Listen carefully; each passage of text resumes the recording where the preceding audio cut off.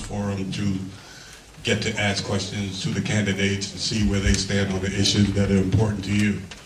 The Hempstead Chamber of Commerce is very pleased to provide a friendly atmosphere for the candidates and you, the voters. An informed voter is a responsible voter. Our goal tonight is to help you receive information you need to make thoughtful choices and when you go to the polls on Tuesday, March 19th, to carry out your civic responsibility as a resident of the village of Hempstead. Okay, I want to go over tonight's format and forum again. Good evening, everyone. And I want to thank the Chamber of Commerce for hosting this forum this evening. This is your forum. My name is Lance Clark, as Al just said. I'm running for mayor of Hempstead because I believe that I have the skills to do the job that needs to be done. I think that it's important that a mayoral candidate lead and show that the leadership capability comes from experience. Many of you know me. I've lived in the village of Hempstead for 31 years. I first came here in 1974. I met my wife in Boston when we were both in college, and she brought me home to meet her parents. We got married a couple of years later, and we've been married 37 years. We have 3 children, Chris, Jonathan, and Joy. Some of you may even know them as well. But I fell in love with Hempstead when I first got here. And it was a place that you could walk 6 blocks in any direction and get some of the finest stores around. Development is necessary to put us back on track, but it's not the most priority issue. It should be a long-term, long-range plan because the revenue that will come from that, will not be realized. We need instantaneous, sustainable revenue to help us to get tax relief now, not sometime in the future, because Hempstead residents are hurting right now. My experience is that I was a Greenwich Civic Association president for 4 years, from 82 to 86. From 86 to 2001, I was a village trustee and deputy mayor for 6 of those years. And from 2001 to 2008, late 2008, I was village justice. I've had every elected chair in this village except for mayor. Give me the opportunity and I won't let you down. When I was village justice, I took over a budget, a revenue stream of $1.6 million. When I retired from the village justice position, I raised that revenue to $2.9 million, and no one has touched it since. That's an example of what I'm capable of. I like to fine-tune things and get them done better. It's up? Okay. All right, well, thank you very much, and hopefully you'll hear more from me. Thank you. Trustee Conyers.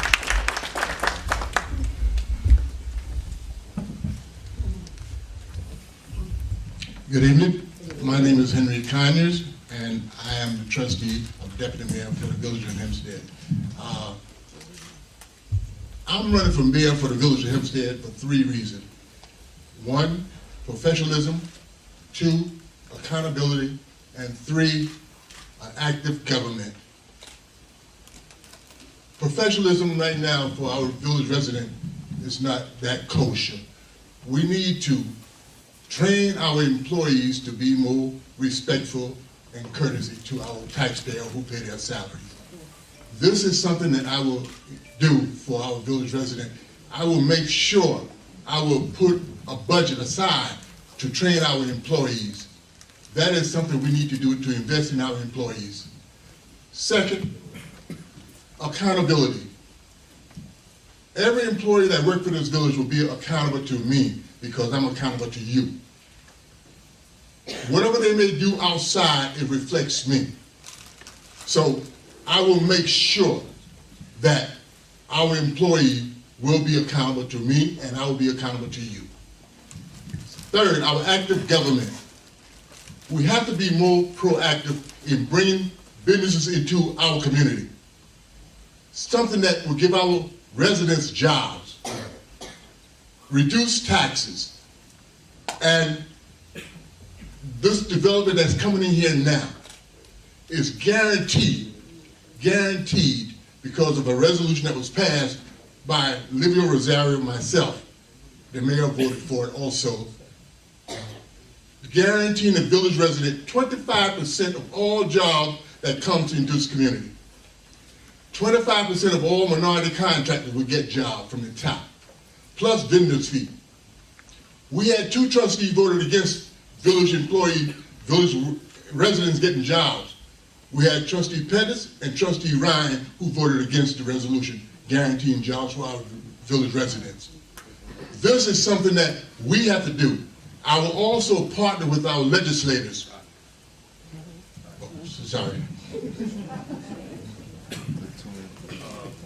Before you go on, I have a stopwatch here, so if you could just look to see what your time is, you can actually see when the time's about to be up. Okay? We gonna put it. Ready? Why don't you stand right over there so we can see you?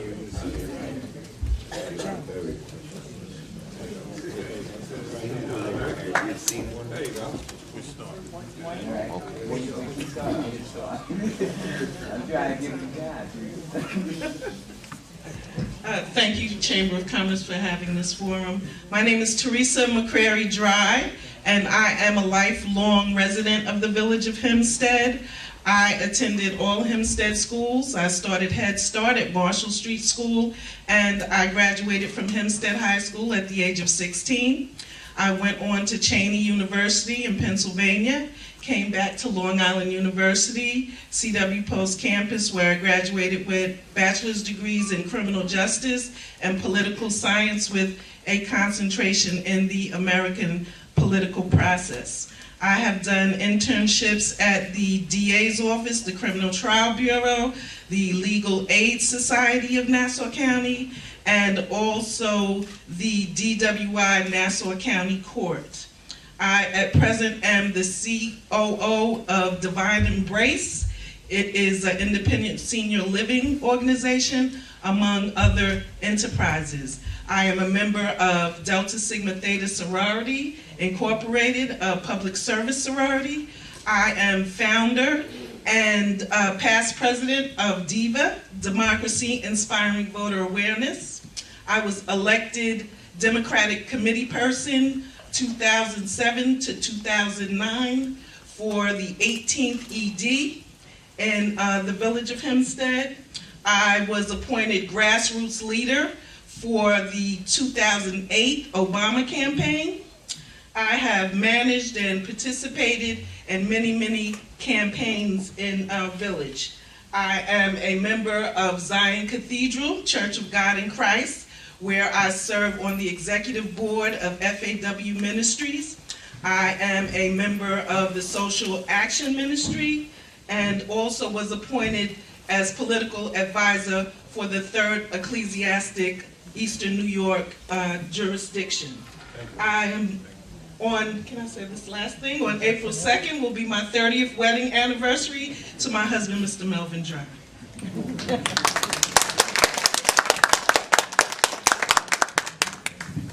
Good evening. First of all, I want to thank the Hempstead Chamber of Commerce for hosting this event this afternoon for the mayoral candidates. My name is Jim Garner, and I've had the privilege of serving this village for 16 years as mayor, 4 terms, the longest any mayor in the history of this village. I've also had the privilege of serving as a trustee. I started in 1984. I served to 1989, therefore becoming Long Island's first African-American mayor. I've also had the opportunity to serve as the 61st president of the United States Conference of Mayors.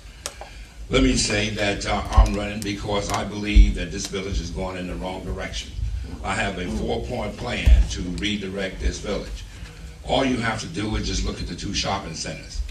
People are shopping at those shopping centers each and every day. I'm very, very proud of my accomplishments. In fact, the railroad station, the $22 million railroad station, the multimodal transportation system, the bus station directly across the street, and may I say that 100 Black Men Terminal, I am the one sole source to get them that terminal for $10 million. Not federally, I'm the one that did that. So I'm very, very proud of what I've done. And not only that, let me just say that those 2 shopping centers bring in a wealth of finances in this village. Let me also say that I serve as the Deputy County Comptroller I'm the first African-American deputy county controller that the county's ever seen. I handle a budget of $1.3 billion. That's what I do each and every day. And I see what the village of Hempstead gets. In fact, the sales tax revenue they get only $149,738. That's all they get. We can do better than that. The city of Long Beach, the city of Glen Cole, they get an enormous amount of money. Let me say to you, if I'm elected mayor of this village, I'm going to get in a fight. I'm going to get in a fight with the town of Hempstead, North Hempstead, Oyster Bay. Okay. Okay.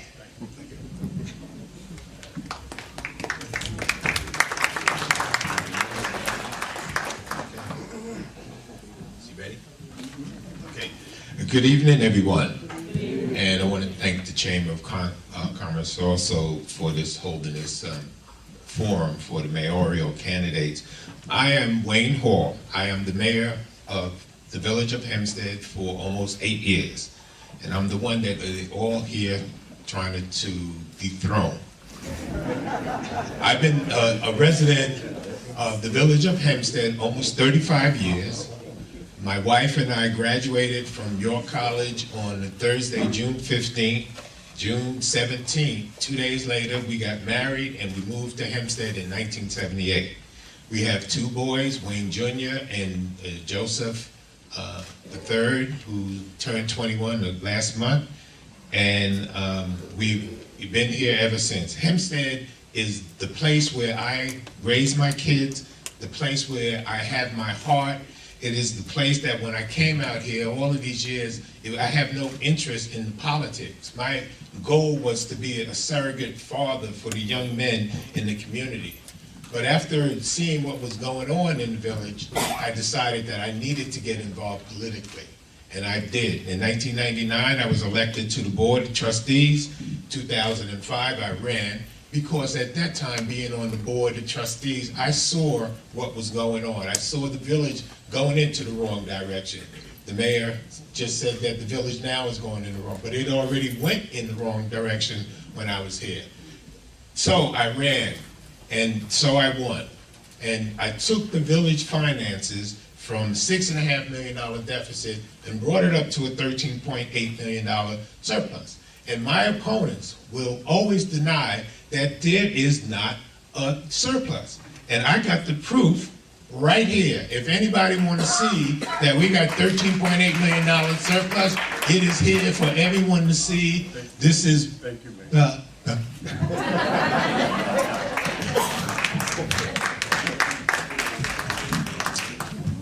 Good evening. I also want to thank the Chambers for giving this forum tonight. My name is Trustee Perry Pettus. I have lived in the village of Hempstead for 49 years.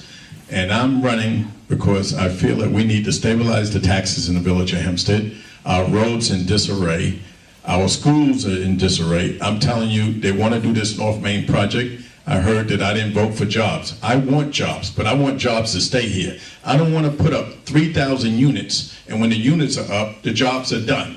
I want to revisit and have everyone in this room decide what we need in this village of Hempstead to continue the village from going up instead of backwards. That's why I'm running for mayor.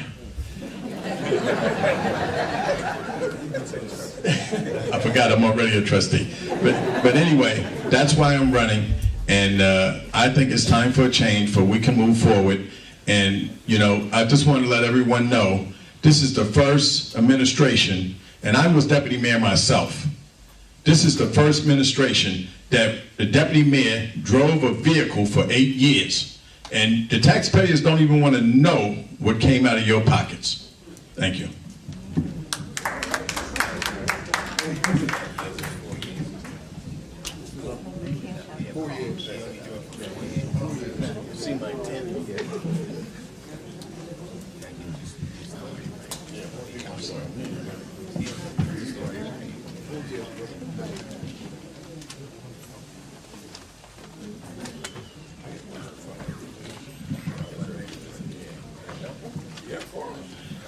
Okay, we're going to go into the question portion. Each candidate will get 2 minutes. And as we said earlier, no rebuttals, just what your views are on the questions. First question is, to all the candidates. What is your specific plan for making certain that general municipal maintenance, such as litter cleaning and street repairs, do in fact get done and get done well?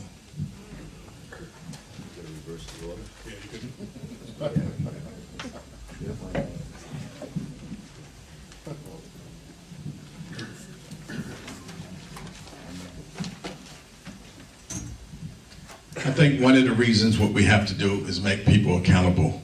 We have to come up with a program where the employees, we need to meet with them monthly and see what they plan on. And we need to make sure that they're accountable, everybody in this village, to make sure they do their job.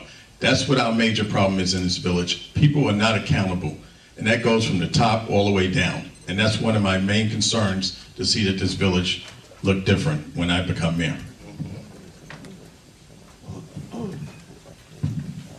Okay. Well, on March the 1st, we implemented a 311 type system that will be able to track all the complaints that come in. We'll be able to track the potholes, we'll be able to track the code enforcement and so forth. And if any of you have an iPhone or an Android phone, you can download the application by just going to the App Store and put in Village Line, which is one word. You can download it. You no longer have to call the village. But if you do call the village, you can call the village at 478-6333, and you can file your complaints there. Now, this 311 type system will be able to track what's going on. It will make the employees more accountable. It will have us, at the end of the month, we can pull the matrix. If you call me or call some office, I can go into the computer and look when you made your complaint, how long it took it to get done. And if it wasn't done, I can track that also. So with this new system that we're putting in, it's going to make all the employees, all the department heads, everyone's going to be accountable to me, because now I can pull that information off and see what the departments are doing. Also, I'll be able to see whether or not we're understaffed or we overstaffed, because we'll be able to pull those metrics at the end of each month. So I believe that we're right now in the testing stage of this and seeing how many complaints we get. We're looking to hire people to man this station. It's going to be a 7 to 7 operation, and I believe that you'll see the difference once we get on track with this new 311 system.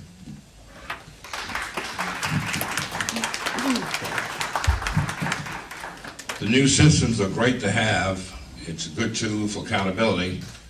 But the fact of the matter is, leadership starts at the top down. That's where leadership starts. And let me tell you, I would hire more code enforcement to make sure that this village is clean. It is absolutely filthy. Amen. It is absolutely filthy. The streets are in disrepair. The mayor said here and say he has a $13 million surplus. Then take some of that money and put it in repair these streets, because it certainly needs to be repaired. Let me also say that what I would do, in addition to the $13 million, certainly I would visit Washington. We have to have someone to reach out to Washington, reach out to Albany, because there's a considerable amount of money in Washington and there's a considerable amount of money in Albany. In fact, when I was in Washington, I testified before the Appropriations Committee, and I walked out and there was $7 million. So that's the kind of stuff I would do.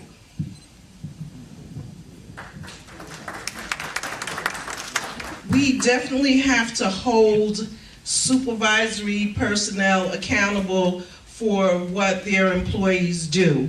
They must meet with me once a month. They must meet with their supervisors at least once a week to ascertain the cleanliness of the village. I believe if you let it go too long, that things could happen, the dirt piles up.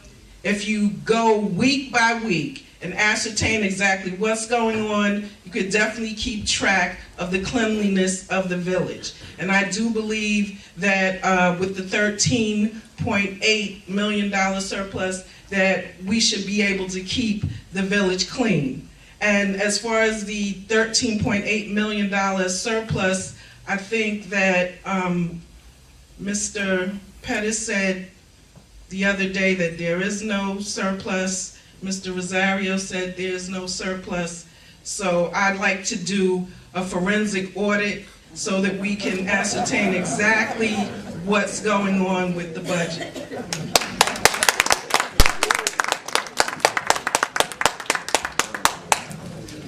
Well, what I would do, first of all, accountability is, like I said, one of my sticking points. During the last 4 years, Olivia Rosario and I tried to institute a form where we would, village residents will fill out if they have a problem, a pothole or whatever. They would fill this form out. We would transfer it to the appropriate department, give them 72 hours to respond to this report. We was told by the village attorney that make the village liable. The village will be liable if we do something like that. But that is accountability. If someone file a complaint, the department should know and take care of it within 72 hours. Now, if for me with the $13.5 million, $13.8 million, what I would do, I would bring in an accounting firm and confirm that this is $13.8 million available. Second thing I would do, I would take that $13.8 million because now it's feel that you're being cheated because you overpaying something. I would take that money. I would do something for our recreation for our kids. I would do something for the residents, give them some of their money back, and I will do that and make sure that the residents get everything that they deserve. Because $13.5 million or $13.8 million sitting in the bank is not doing enough because these streets need to be fixed also. We can do something with that money rather than sit back and say we have a surplus. Thank you. Good evening again, everyone. Let me just say that I'm the first person sitting up here that came up with a 7-point plan. And that plan has been on the web since January 1st. Communication is the key. You would feel a lot better about the village of Hempstead right now if you knew what was going on. There are a lot of questions. I put a plan together that will have regular street cleaning. I want to go back to the question because the question was about how do we get something like street cleaning and road repair regularly. You need to have street signs that tell you when the sweeper is coming. How many times have you seen somebody come down the street in the sweeper and they go around the cars that are parked there? That makes no sense. We have to get back to basics in the village of Hempstead. And I don't know whether there's a $13.8 million surplus or whatever it is, but whatever we have has to be spent appropriately. And I'm concerned when 2 trustees sit here and there's others that are running and they don't know for sure. Trustees, let me explain to you, a trustee gets a budget statement every 2 weeks when they look at the bills. Adopted budget, modified budget, encumbered budget, and balance statement. Why don't you know what the numbers add up to if you're sitting on the board of trustees right now?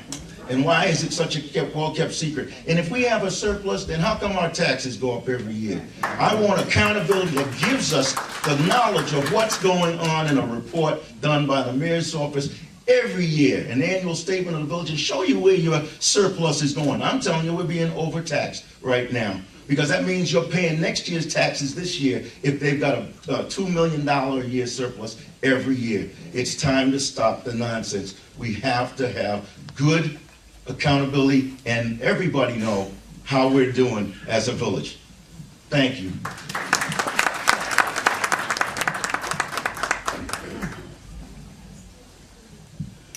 This question again is for all the candidates. Can we count on transparency throughout the Renaissance development process? It should go inside.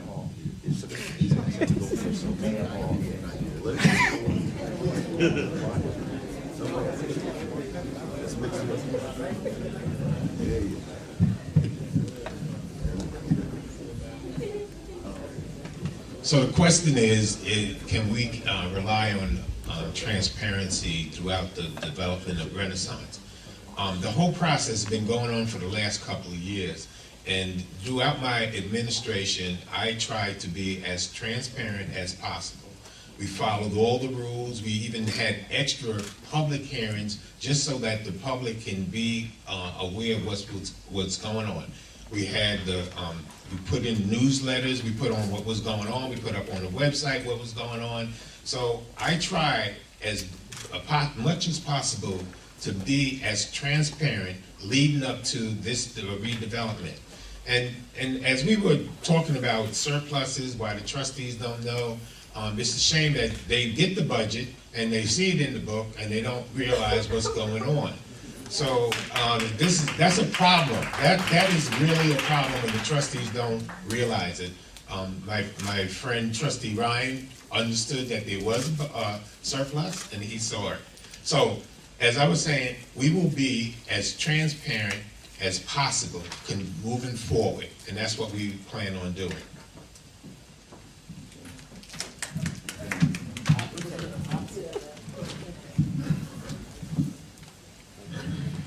Yes, I truly believe that we should have transparency during this process of downtown renovation. I say that because oftentimes these contractors, you really have to know, the developers, you really have to pay attention what they're really doing, because I mean, some of these guys are so slick. These are real snake oil salesmen. So you got to be really careful, because you know what they say, they put on. If you don't hold them to what they, I mean, if it's not in writing, I got to tell you, some word of mouth just won't do it. I know that because oftentimes I remember when I was mayor of the 16 years. You know, I used to call my office and say, well, you know, you really have to hire a lot of people from this community, and you must hire people from this community. But if you don't put it in writing, I can tell you right now, they'll yes you to death. That's exactly what they'll do, and get nothing done. So again, yes, there will be transparency during this whole process. Thank you. I believe that transparency should have started with the implementation of the CBA agreement. There were 26 individuals called for this committee. A lot of them weren't called during the process to put their input in, which I think is a travesty of justice. We were promised 25% of the jobs. In the agreement, it says they would do their best effort to give us these jobs. So when they say best effort, you know what that means. The union people are going to get the jobs that count, okay? And that means 75% of the jobs are going somewhere else. That doesn't seem fair to the village, to me. They're going to bring in housing.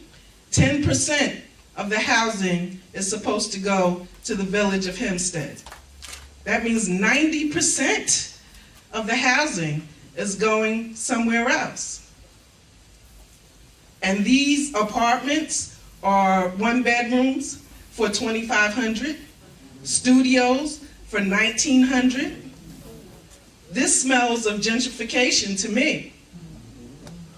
They're gonna let influential, rich, wealthy people come in and move the poor people out. It's gonna be a different Hempstead. It's not gonna look like us. We're gonna have different government. We really need a monitor. There's a monitor that's gonna be put in charge of making sure that the business people and the residents have a person to oversee this. And let's pray that this person comes from Hempstead and loves Hempstead and its residents to make sure that we get our fair share. I really think this should be renegotiated. We are not getting our fair share.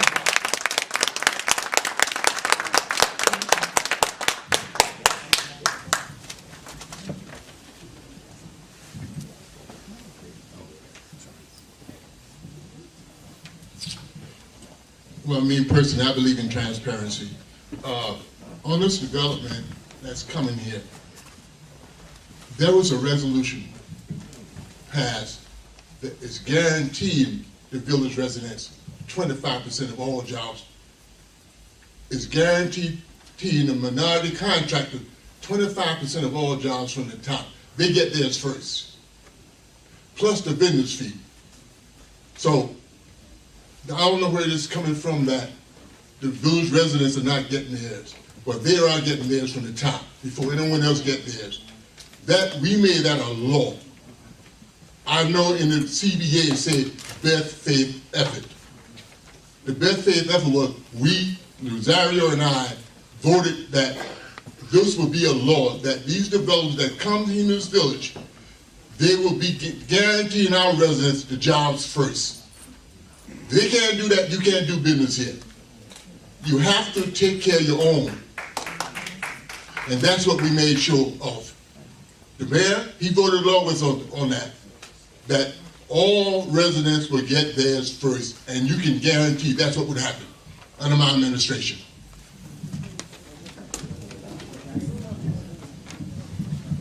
Transparency is a nice word. It's a 50-cent word, but unless you spell it out and it's defined, it means nothing. It's a word. My administration would be transparent. As a matter of fact, the transparency should have started a long time ago. This whole development project should have been on the table for everybody to see and have comfortability before it got off the ground. And that's part of the problem.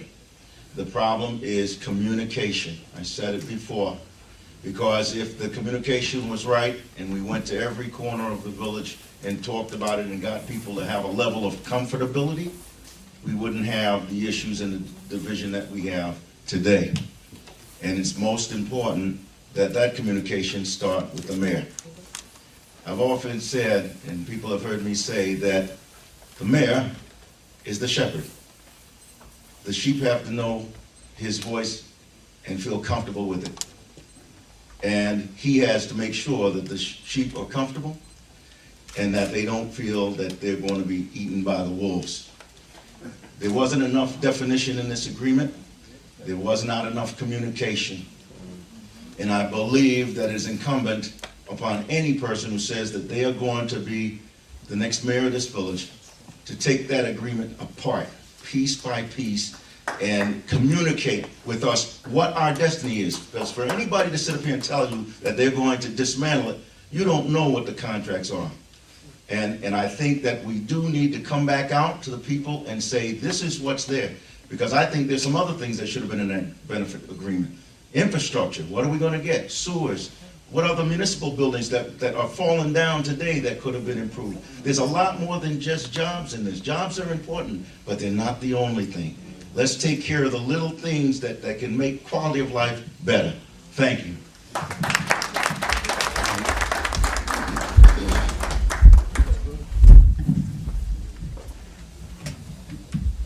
From day one, I said this project should have been revisited. This project should have been done. They should have got this off the ground almost a year ago. The reason they didn't get it off the ground, because people was not happy with it. And they pushed this before a week to 2 weeks before the election to get this off the ground. How they did it, I don't know. But I'm telling you, we have a lot of problems with this project. And one is schools. The schools are crowded. These trailers are full. They're trying to get these trailers to tip over. And then we're going to really have a problem.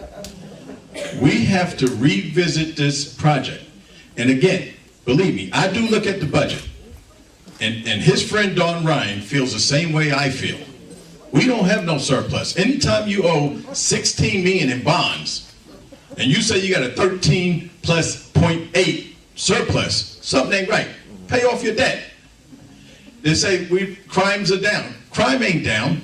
You can take numbers and put them anywhere you want to put them. Same thing with the budget. You want to play with numbers? Play with numbers. You can make yourself look good. It's just like this 311. It took 8 years to get 311. You know what? In 4 years, what we going to need to get done? We got to do it. We got to put it out there a week before the election to get something done here. Thank you.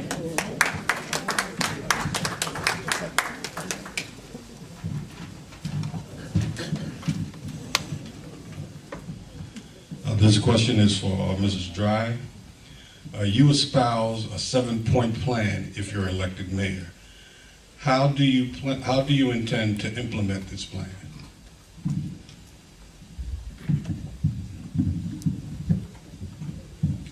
Okay, I did not espouse a 7-point plan. What I espoused was 7-point core principles. And those principles were honesty, integrity, service to the community, inclusion, accountability, diversity. Did I miss one? Inclusion. And transparency. Thank you so much. People are listening. Very good.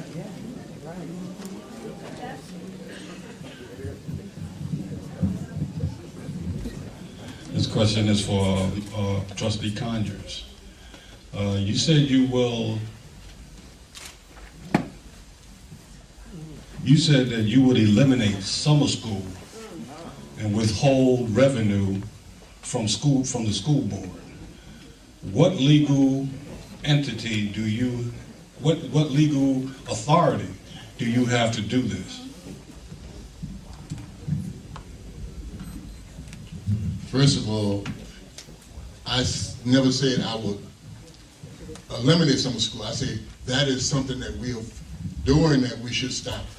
We are encouraging failure in our schools. You continue supporting summer school, these kids and say, well, I can go to summer school to make up. But if you encourage them to do well from the beginning of the year and push them, they don't have to go to summer school. Right now, we're spending money to sending them to summer school, when if we tell them, look, do the best you can do from the beginning of the year, encourage them, and then we can cut out summer school. I don't have the jurisdiction over it, but I think that is something that we should look into. We can look into that, because right now we are supporting failure.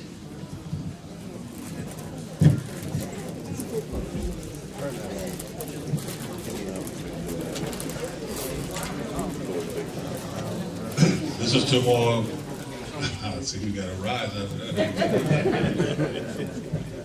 This is to all the candidates. What will you do to ensure that the mayor and the trustees work cooperatively for the village?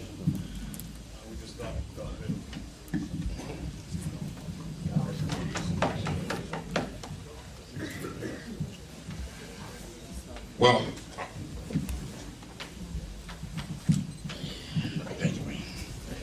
one of the things that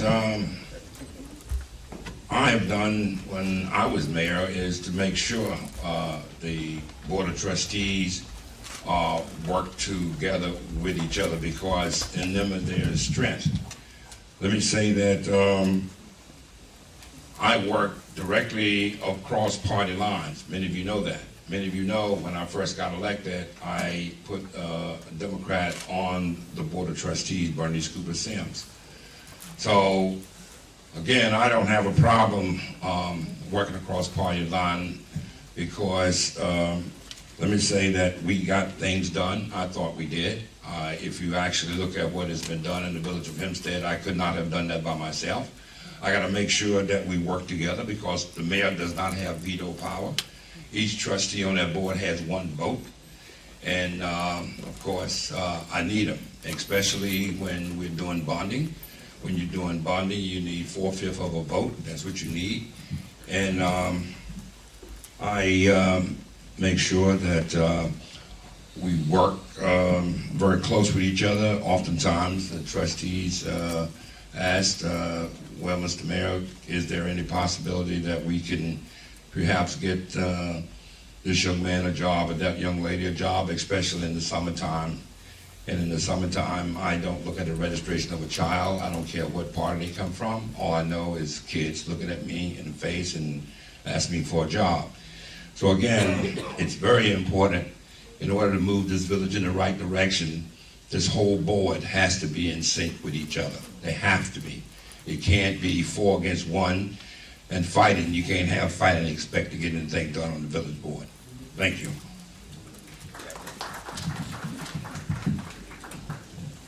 I would have the trustees meet more than twice a month, once a week at least, to go over the budget so that we're all on one accord.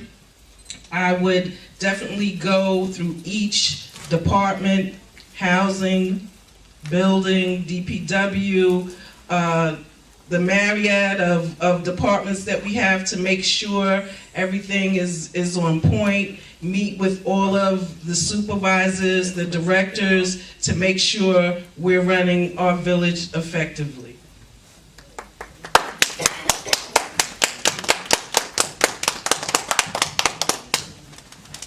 I believe in inclusion. I think that really what I would do is, right now, I feel that the trustee spot is ceremonial. You are assigned to different departments, but very few trustees fulfill that duty. They do not meet monthly with the departments they are assigned to. That is something that I will make mandatory. Every month you will report back to me, all trustees will report back to me, because you will be accountable to me to make sure every department is working and doing what they're supposed to be doing. And these trustees will have to understand that they're being paid every 2 weeks to make sure things are run right for you as taxpayers in this village. If you do not meet with your department heads, then you don't know what's going on either. So right now, trustees are just a ceremonial position, and that will change.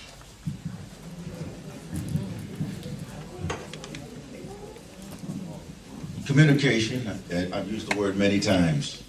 Information is important. Everyone runs on vehicles, but after election day, you get down to good government. I grew up in Tip O'Neill's district in Cambridge, Massachusetts. Tip O'Neill was a Democrat, and my uncle, I had the privilege of working with my uncle, walking and being with Tip O'Neill at different forums. And Tip O'Neill treated my uncle very well, and I was surprised. You know why? Because Tip O'Neill always said that, particularly after Election Day, we have to get back together as a community.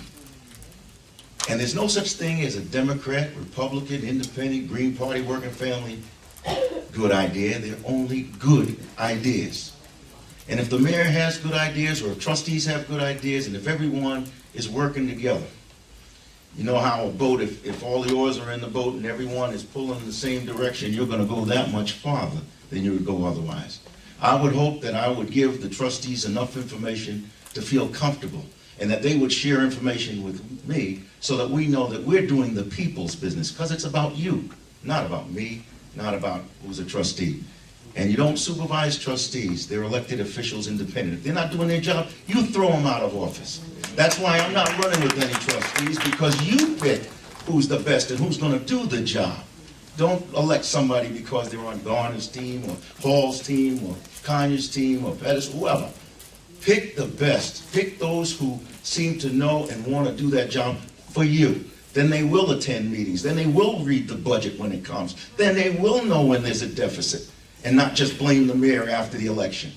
That's what I want for you. I want the best for the people of the village of Hempstead. That's why I'm running. I run against no man. I run for Hempstead.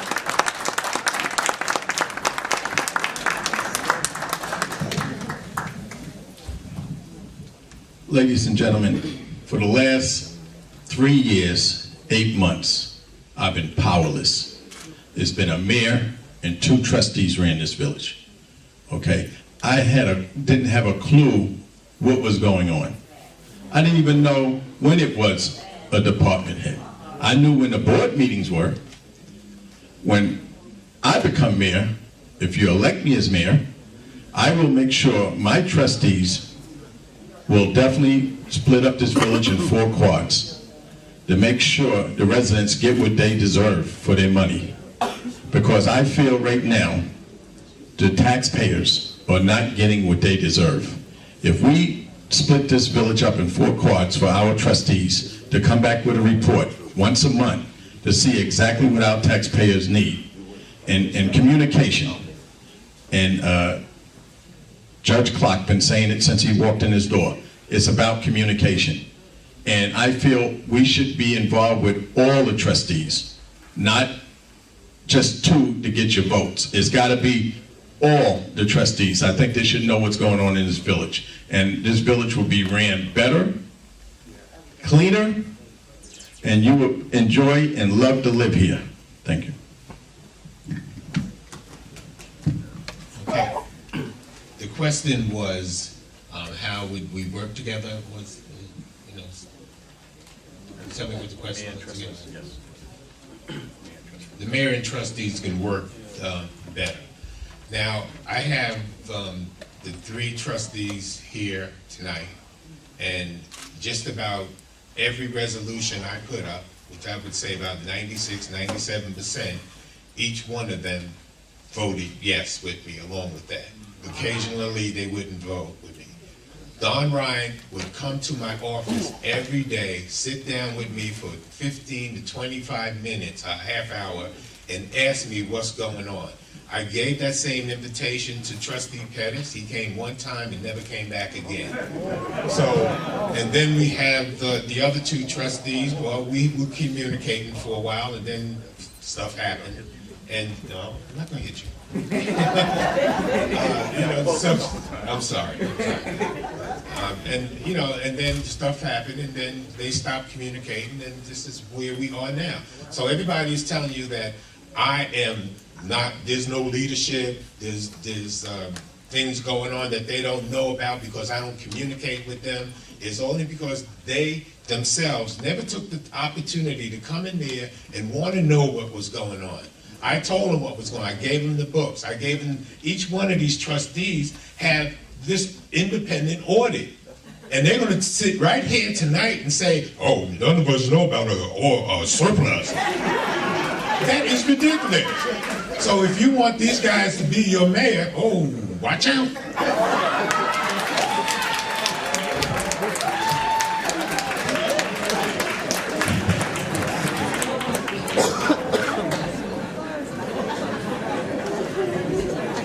This question is geared for Mayor Hall and former Mayor Garner. What will you do to improve Hempstead that you have not done in your past terms?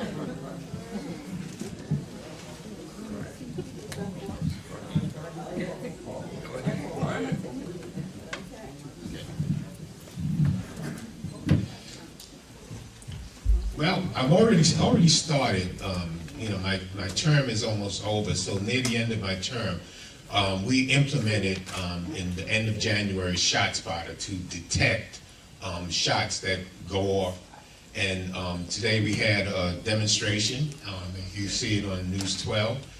And also today from Kavan Abraham and also Robert Triano, each one of them gave us $200,000 apiece so that we can now enhance the ShotSpotter, and we're going to put cameras on each one of those detectors. So whenever the shot is being fired, not only will the detector zoom in where the shot's coming from, but also the camera will zoom on it, and we will have a real-time perpetrator. We will be able to see that. The cops will have it on their cameras on the screen, and they'll be able to pinpoint whoever did the shoot.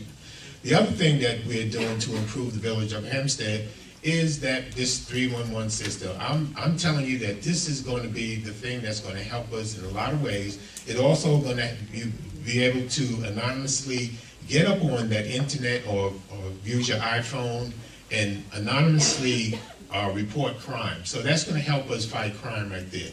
During the summer of 2012, I realized that some of our kids here in the school district needed to have extra help, because I know that they are having problems reading. So we tried to get the school district, didn't have the money to have a summer program. So we took $10,000, had a 6-week program for the kids from 1, 2, 3 grades, the 3rd grade, and had a reading and a math development program for them.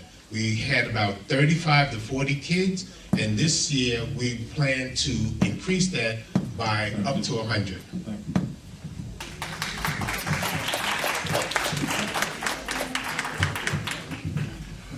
What I would do is I would do what I've done before. I can do it because I've done it before. Let me say that economic development, job creation, and would definitely be one on my list. And certainly safer communities, but let me say this to you. No one is going to come to this village and invest one dime unless we get the crime under control. Crime in this village is 31%. Mayor Hall had said that it was 8%. And of course, I seen a piece of literature he had put out that says, I believe it's 10%.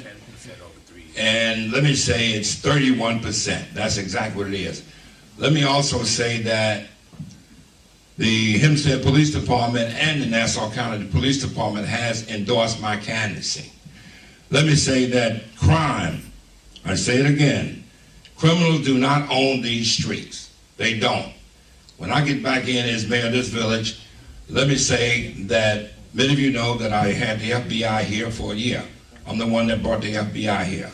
I'm going to send a hard and decisive message that we own these streets. Many of these criminals are serving in the Rochester Penitentiary 65 years. Some of them play it out.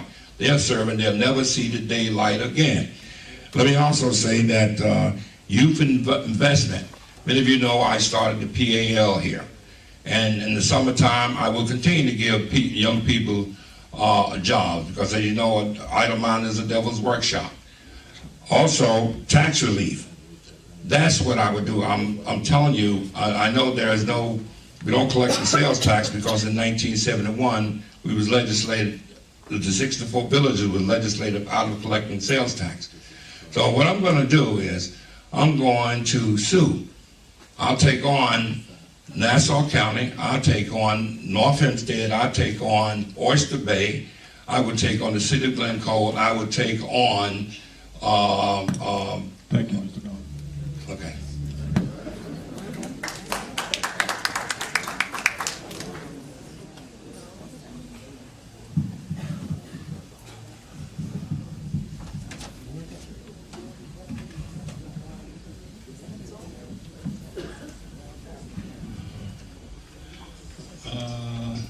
This question is for all.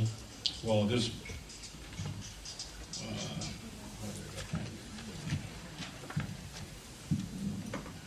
what will you do to improve? No.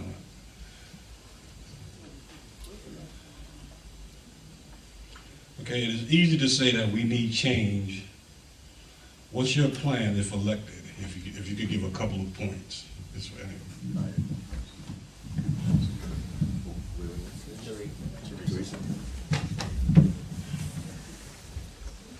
I'd like to speak to a couple of points. First of all, running with a team. I do believe that it takes teamwork to make the dream work, and you need to come in with your team so you can hit the ground running. We have no time to lose in the village of Hempstead. We need to fix our roads. We need to clean up this garbage. We need to stop the loitering. We need to stop the prostitution, the drugs, and the gangs. So if you come in with your team, you're all on the same page, you hit the ground running to make Hempstead a better place to live. The shots fired, I'd like to speak to. Shots are fired, but response time to that. I was at TD Bank, and they told me that someone hopped over the counter, and it took 45 minutes for somebody to respond. And I think the police station is about 5 minutes away. Wow. Less than that. So I'm really concerned about that. And as far as the 311 system, how long is it going to take them to respond to that? So I'm really concerned about those things. I'd like to speak to also the 8% crime rate. I think maybe that's a little fudged also. I was with Duncan Estate Civic Association, and they were talking about crimes in their area. And an officer mentioned that there was a man-down situation in their area. I think we all know what a man-down situation is. No? Okay. He said that it was a man drunk on the street. I don't think that's a man-down situation. So I think some of our statistics may be a little fudged. I'm sorry. The next question is? What I would do, I have over 40 years of law enforcement experience in my background. I would do the crime, I would make sure that our police department get everything they need to fight crime in this area. With crime up, that affects your property, your value of your property, everything in this village. If you try to sell your house to someone, they'll look at you and say, you live in Hempstead? That image has to change. So what I would do, I would make sure our police department have everything necessary to fight crime in this village, to make sure our resident gets the best. Second of all, I will make sure I will reach out to our school district and work with them to try to improve the livelihood of our kids. It starts at the schools. We have to work with them to improve the education for our kids. That's my second thing, because once we do that, everything else will grow. Then there's development, making sure everybody get jobs. With jobs in this village, crime goes down when people are working. If you don't have a job and you can't feed your family, you would do what's necessary to feed them. So this is what I would do to change this image of the village. They say when somebody adopts your platform, that's flattery. I've now heard Mayor Garner talk about sales tax, and I'm thankful that in 1998, he was instrumental when he was with the Conference of Mayors in bringing sales tax. But he dropped the ball because Hempstead doesn't get what it's entitled to. We are the same size as Mount Vernon, roughly, about 60,000 people. Glen Cove, as he said, is about 1.2 million. Long Beach is about 1.5 million. That's $2.7 million that they get in sales tax revenue. The village of Hempstead gets approximately $149,700 in sales tax revenue. It's gotta stop. The mayor that was the mayor when the sales tax revenue was first given, he dropped the ball by 2005. The second mayor behind him didn't pick up the ball and run with it. That's why our taxes are where they are. I've attended, this is the second set of debates today that I've attended, and the unfortunate part is, the real deal is, show me the money. That's what we've got to go after. We are being discriminated against. Hempstead population is not getting the money that it deserves. When you look and you see the houses that are deteriorating, it's by no accident. If we had the roughly $2.5 million that we're entitled to over the last 15 years, that's $37 million. Your taxes would go down and they wouldn't be debating over whether there's a surplus or not. So we have to go after the money. We have to go after what we're entitled to. We have to speak truth to power. And until we start doing that and have someone that can go to Albany and articulate that, we're going to still be behind the ball, waiting for 15 years worth of development that's not going to put the money in the bank that we need to bring the police officers we need. There are 183 police officers in Mount Vernon patrolling those 60,000 people, and on a good day we have 130 people. There's something wrong. We're not being treated right. We have to make the playing field level for the people of Hempstead. Thank you.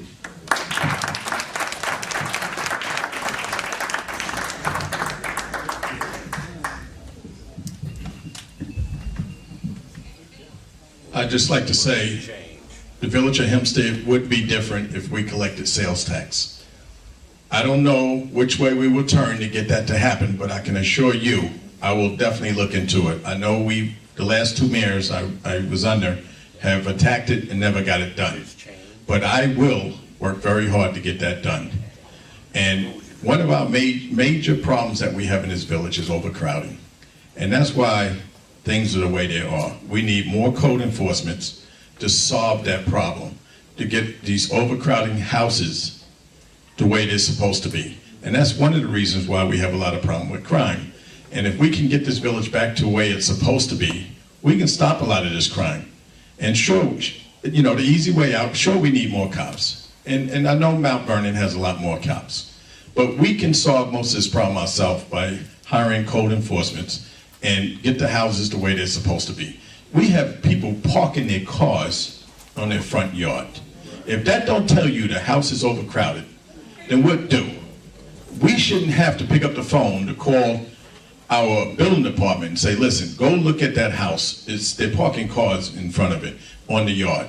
We should have people out there solving this problem. And if we solve this problem, we wouldn't have this problem. Thank you.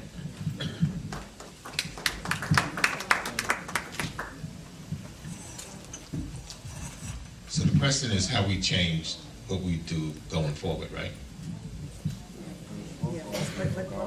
What is your plan to make it better? What's my plan to make Hempstead better? Okay, I already mentioned the 311 type system that's going to make it better, the shot spotter that we put in there. But also, when I hear people talk about the taxes that we need to get from the town, we'll sue. The mayor dropped the ball when he was there, but Mr. Clark was the deputy mayor for about 6 years with the mayor. So if the mayor dropped the ball, then the deputy mayor dropped it also. He should have been encouraging him to continue that, and he did. So now all of a sudden, all of these things that he needs to do is he's getting ready to do them now. But when he was sitting on the board, he didn't do them. So the changes that we would, like I said, we would make was the 311, which is already in place, the shot spotter that we're implementing. I would definitely want to continue this program that we have with the school district to do the summer for the kids that really need remedial math and remedial reading. And also, we had started the spelling bee, and that was a big hit. And I really would like to implement that again. The kids were really involved with that spelling bee. It went from grades 1, it went all the way up to grade 8. And the goal of that was to have a representative from Hempstead going into the National Spelling Bee. So we got to look at that again. We want to make sure that our village is going to be a safe place for our residents to live. We're going to do, this is why we're giving the police whatever they need to, the tools that they need to police Hempstead. And we're going to speak with Chuck, not Chuck, but Hannon, in order to get an alternative to the sales tax that we know we can't get. Time's up.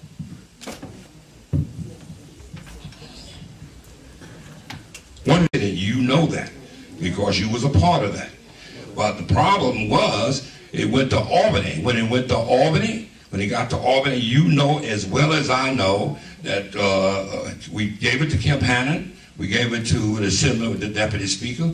You know that the Deputy Speaker is not going to put the only Democrat out in the town of Hempstead, which is Dot Goodner. You knew that. You know that. She's not going to, because if it becomes a city, then she will not be a councilwoman in this town. You know that. So you was a part of that, so you can't just blame me for that.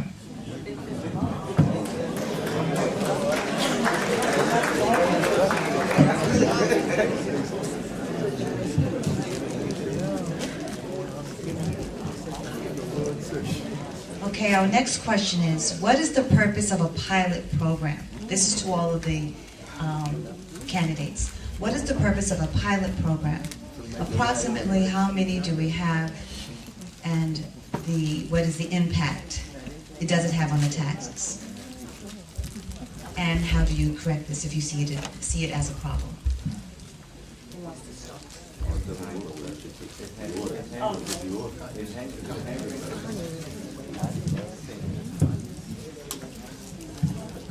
A pilot program is for you're paying in lieu of taxes. You don't pay the full amount, but you pay something. And a pilot program is created to create jobs. It's to jobs. But as you know, the last pilot, they tried to give, everybody on the board went and protested that. But it didn't make any difference because the IDA, the town IDA voted anyway. When you look at the IDA board, nobody on that board is from this village. But they have the right to choose what type of things happen in this village. We have to do something to stop that. We have to go to Albany and get them to change the law to stop it. Because right now, if you look at the IDA board, people from Syosset, Roslyn, no one from Hempstead. Until we wake up and stop it, it's going to continue. So the people in this village will have to go to Albany and lobby the legislators to change that law. Excuse me, that question was for Ms. Rock. Sorry. No, it goes to everybody. It goes back this way. Sorry. Payments in lieu of taxes allow large landlords, particularly large property owners, to get a reduction in taxes. And that hurts the rest of us because the rest of us are subsidizing them. There should be forensic audits in order to get one. In other words, you want it that badly, then in point of fact, show me that you are eligible for it. The problem is right now, the town of Hempstead and the county of Nassau industrial development agencies are able to give pilots without village consent. Then what they can do is they let the village know about it and the village can comment, but the Board of Trustees cannot do anything about it. I've worked on legislation with Deputy Speaker Hooper. I'm counsel to Deputy Speaker Hooper. We have two things pending right now. One is to force an audit of those persons who seek a pilot. Two, and most importantly, that they would not be able to get one, a payment in lieu of taxes, without the consent of a majority vote of the village board. That means you would control that vote by the board by having to come to a public hearing. We want to stop that. That's what's making your taxes so high. And the other thing is, I never said anything about being a city. I was there in 1998 when we did do that study. But in point of fact, it takes two readings of two separate legislatures to become a city. But you got to think outside the box as the mayor. I've written legislation with other council that says that if you're over 43,000 in population, you would be a special classification village. That means that you won't be in the same boat with those people that are 320 people. That means that you would be a village that is considered Class A or Class B, Class 1 or Class 2. If we do that and start giving sales tax revenue by population, as opposed to whether you're county, city, town, whatever, then Hempstead will be treated fairly. That's what you have to do, Mayor Garner. You have to think outside the box. You got to come up with something new. If you can't do it one way, come up with another way. That's what the mayor has to do. That's what I'm going to do as mayor of the village of Hempstead. I'll do it for you.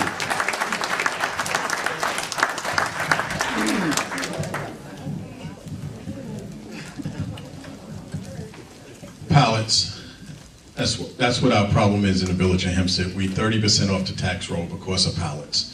And that's why I'm so concerned about this North Main project. You're talking 3,000 units. You can't even get down Main Street now, there's so much traffic. They're gonna put all these buildings up, and then we're gonna have a major problem. They're all gonna apply for pilots.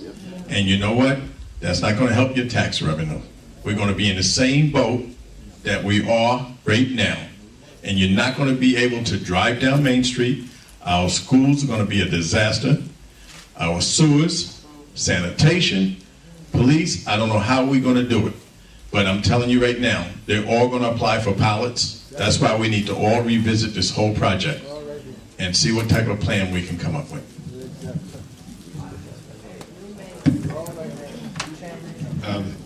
Pilots. There are approximately about 15 to 20 pilots that are here on the books in the village of Hempstead. We calculated that we're losing about $29 million in real property taxes because of all the property that's off the tax roll. Approximately 30% or so is off the tax roll. And we feel that it's important that we try to put more property on the tax roll. And that's why it's important for us to do this redevelopment. And the fact that Trustee Pettus is saying that all the buildings, all the construction is going to get pilots. That's not even true. I mean, it's not. They're going to find different ways to go about going up to Albany, getting their tax breaks and so forth. But you can't say that they're going to go get pilots. I mean, he's just saying that. But the thing is that we have some pilots that's been on the books for a while, and they don't have an end date. They're going indefinitely. We got some big buildings that only paid $5,000 in real property tax for the whole year. So those are the issues that we have. And when we try to foil the information from the IDA, they said it's up on the internet, but we couldn't find that information. So I had instructed our village attorney to start the process of suing the IDAs because we need to get that information. They're supposed to be creating jobs. Well, a case in point is 590 600 Fulton, where they got a pilot against the will of the board and the residents that even lived there, that they were given the pilot anyway, and he said he was going to increase the jobs. Instead, he decreased the jobs, and that's what's going on in some of these buildings. I don't believe that apartment buildings should be getting pilots. It's for businesses only.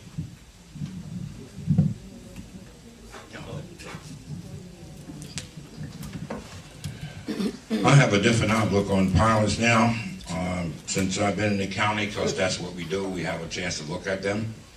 And let me say that if it doesn't benefit the community, I got to tell you, when I'm mayor again, and if it's not meritorious, I can tell you, in all probability, they're not going to get a pilot. Because it's supposed to create jobs, it's supposed to help the community. And let me say, the largest pilot, I believe, in the state of New York has been given out in this village, a 30-year pilot. A 30-year pilot has been given out in this village. And so let me say that there's no reason why 100 terrorists should be off the tax roll in terms of a pilot. There's no reason why 590 600 Fulton Avenue should be off. I believe they are off the tax roll as a pilot. So again, I have a different outlook. One of the best pilot agreements that I've ever negotiated in this village was a hotel. We put that, I think, that when Ray Roden was on the zoning board, they, in the turn that they negotiated a really, really good pilot program there where by, I think, over a 10-year period, they can't even file a tax return. So I'm very, very proud of what we did of that. But again, I have a different outlook on pilots now. If it's not if the application is not meritorious, then it will look down on it. Thank you.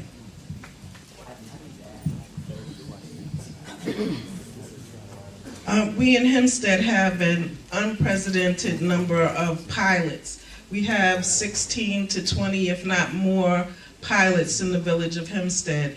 And our mayor and also the trustees have voted for some of these pilots. We pay, I know I pay $14,000 in taxes. That's twice the amount that they pay in Garden City and Uniondale and Freeport. It's a travesty of justice. We've been fighting against pilots since 2007. We marched on the mayor's home at one time to fight these pilots, to stop these pilots from coming into our neighborhood. So I ask you to stand with us in doing that. Landlords have pilots. How is that going to bring revenue or jobs into our village? I don't see it. And these apartment buildings have children in them. And these children go to our schools. And our schools are not receiving the revenue that it should, you know, to accommodate these students. So I will definitely limit these pilots. If they're not coming in, the big businesses paying our people a living wage, they will not receive any assistance from our government. Thank you.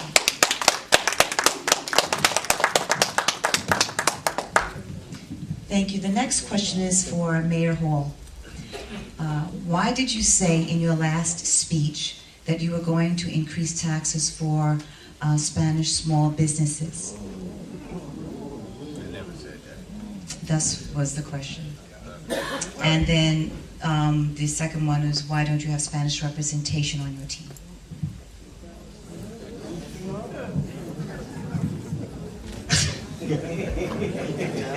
Well, see, people come up and say a whole lot of things. Now, I don't know who would write or ask a question like that. I never said that in my speech.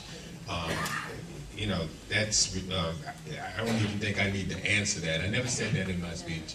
And as far as having Hispanic representation, I have Lou Figueroa that's running on my ticket right now. He's sitting back there. And even when I first ran for mayor back in 2005, I looked for a Hispanic person to run on my ticket. But because no one believed that I could win, no one wanted to be on my ticket. But as soon as I won, everybody came out and wanted to be on my ticket. So the thing is that I believe in inclusion. I believe that that we are here together, and I think that I like my ticket to represent what the village of Hempstead looks like. And for someone to write something like that, I don't know why you would do that. Thank you.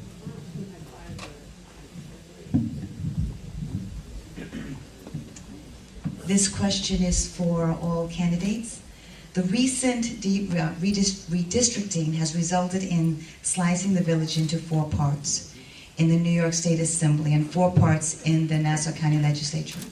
How do you plan to assure that the voice of the village will be heard by all 8 elected officials?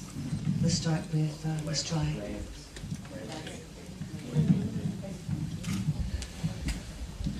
It's a shame that we get divided so somebody else can get elected. The village of Hempstead is strongest when it was together. Believe it or not, now as we cut up the different areas to be able to try to put literature out to you, we're finding that some of you have been cut into the 19th Assembly District, the 21st Assembly District, and some people are finding out for the first time when they went to vote in November during the presidential election that they're no longer represented by my boss, Earlene Hooper. It's wrong. And it's particularly happening to minority areas because it dilutes our strength. Because when you speak with one voice, you are stronger. I think it's incumbent upon the elected officials, those elected, and if I'm elected, I will fight to get our strongest voice against what is wrong. The redistricting, the way it's been done. We have to do more. And I think that our elected officials now seem rather frustrated by the whole process. Seems to me with the county legislature, the best thing was it should have been followed the way it was created. The custom and practice was not followed. John Kears fought very hard, Lee will tell you, so that it would be a fair process every 10 years after the census.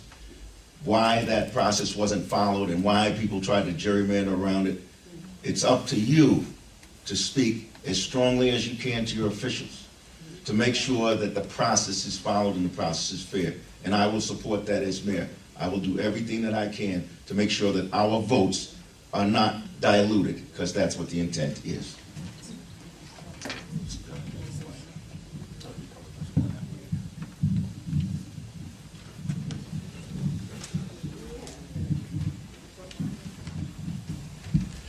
We all got to keep fighting to keep them from taking our votes away. And what they're trying to do is take over power in the county. I spoke to Deputy Speaker also 3 times because I was taken off of hers. And when I went to vote, it was not there. And she reached out to me. I called her from the polls. And the redistricting is definitely, we need to step up and see what we can do about it because it's out of control. And I don't know what we can do as village officials, but I do know that we have a fight on our hand, and I will definitely fight. When I become mayor, I will definitely continue fighting and make sure they don't change our districting, because that's what they're doing.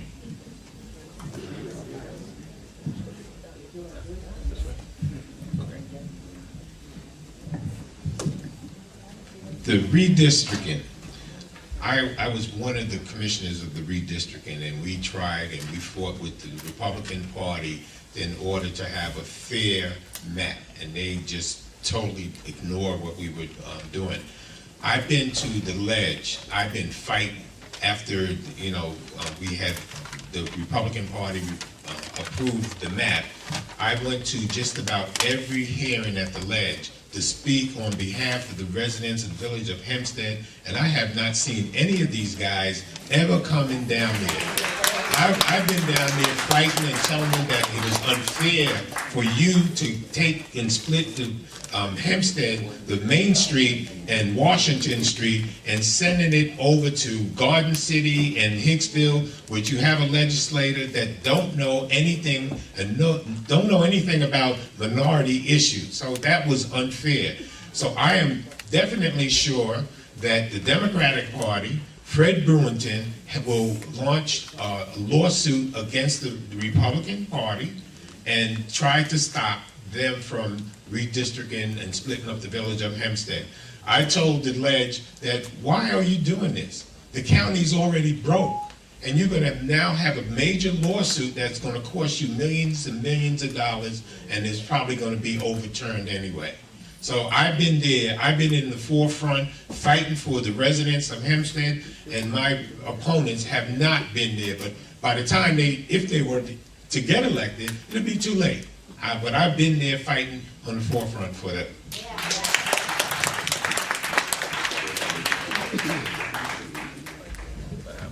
I think redistricting could have been, I think they could have done a better job, but Wayne, of course, the reason you didn't see me there, because I'm forbidden from going there. I can't. As a member of as a deputy county comptroller, as you know, the comptroller is, that you may think that is a part of the county government, but it's really not. They are separate and independent. So therefore, I, as a deputy controller, cannot be seen. I can't go on that floor. I can't talk. I can't do anything until the legislature invite me to come down and say something. So I really wish I could have done something, but I just couldn't do anything but just watch it from my office. That's all I could do. I'm forbidden from doing that.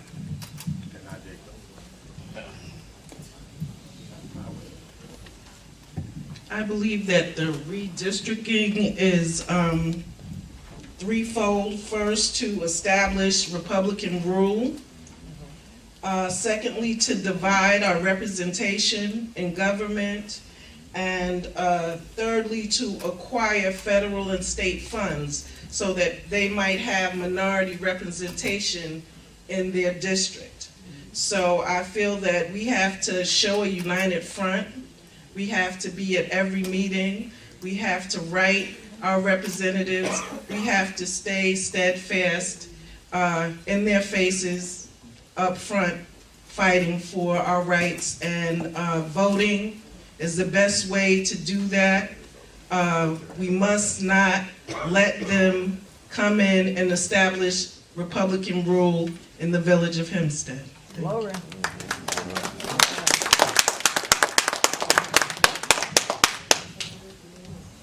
Redistricting is another sign of apartheid. I don't know what the mayor is talking about. I was a fighter all my life. Ever since 3 years old, I was in the trenches fighting for my people. My father attempted on his life 3 times to be assassinated. Separate but equal, bound v. Board of Education. I fought here in this village. I marched on Garden City. I marched on U.S. Department of Education in Washington. I marched on Westchester County. I fought all my life, and I'm going to continue to fight for my people in this village.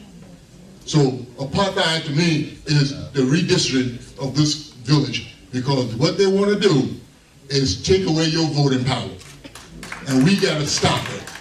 And I will fight, whatever it takes to fight that, I will be there.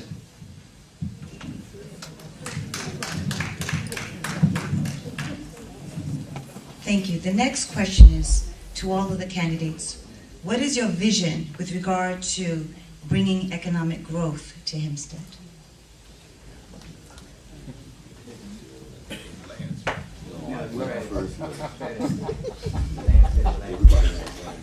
Economic growth. Back to the project.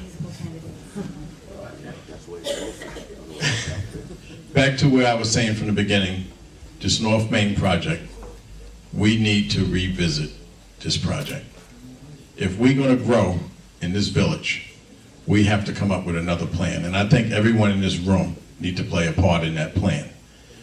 We definitely don't need what's going to happen in this village. This was a rush. It's been going on for a few years. The mayor said 7 years, but then everything took place a week before the election because we couldn't come to any type of agreement. What we need to do is revisit this, have a public hearing, let the residents decide what we need to do. I feel that what we're getting ready to do is going to cause a major headache for the residents in this village, and we're not going to get nothing out of it to reduce your taxes. Thank you.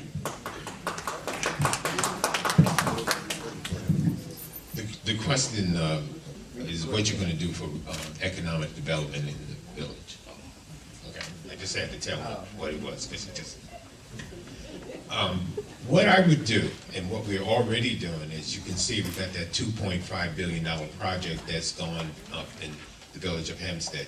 When the project is said and done within the next 7 to 10 years, we're going to be realizing $10 million in real property taxes that will stabilize the village property tax.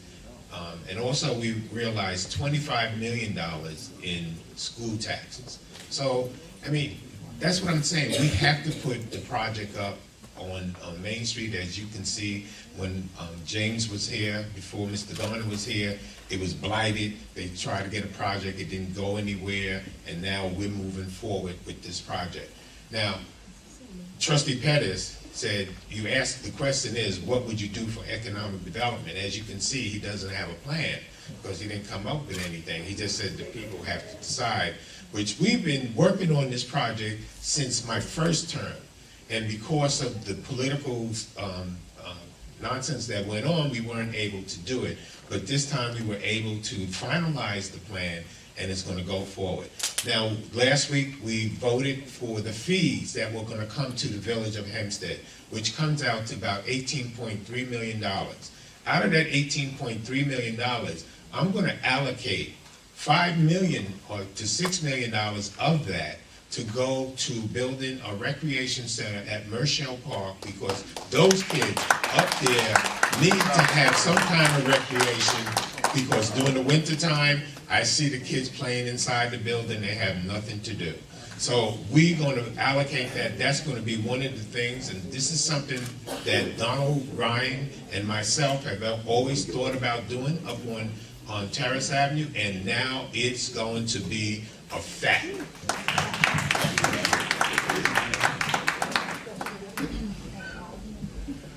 What I anticipate on doing for economic development is what I've done before I left office, to continue on the rebuilding of the commercial buildings.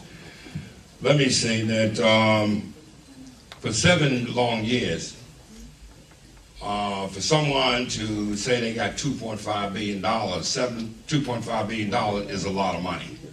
It's an enormous amount of money. And for someone not to have put a shovel in the ground at all, it's really suspect. It really is suspect. Makes me think there are real snake oil salesmen around here somewhere. But the fact of the matter is, we have a 4-point plan to set this village back and reset the compass. Let me say this to you: when you build commercial buildings, the taxes, okay, the ratables are much different than building homes. They're much different. They're much higher. That's why the Uniondale School District enjoys such low taxes, because if you see that over in Mitchell Field, most of them are commercial development, commercial buildings. We are not interested in, you got that building down on Main Street, that 15-story building down on Main Street. Let me say that we're not interested in building no 5- and 6-story building. If many of you remember the Johansson, they came in 1984, they came in this town with a fancy plan, said they're gonna build all these high-rise buildings. Let me say that the school district won't handle these high-rise buildings with these kids. It just won't, these apartment buildings. So our 4-point plan is economic development, because, let me say, it's just too many. This village, it has 56,624 people in this village. Yes.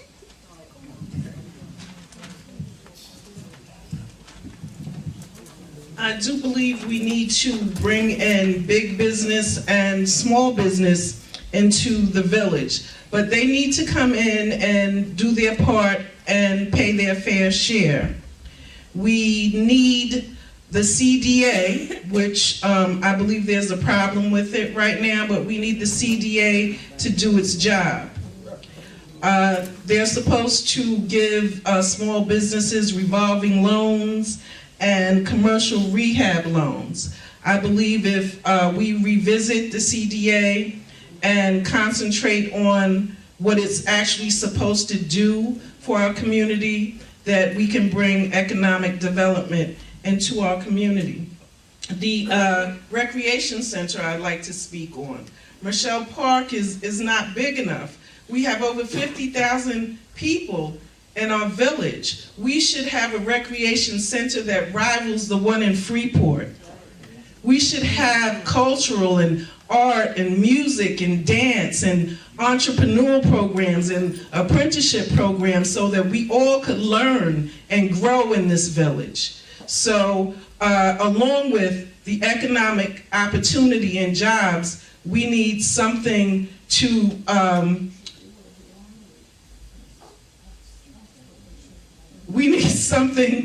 strengthen our outlook and grow our community physically and mentally. Thank you so much.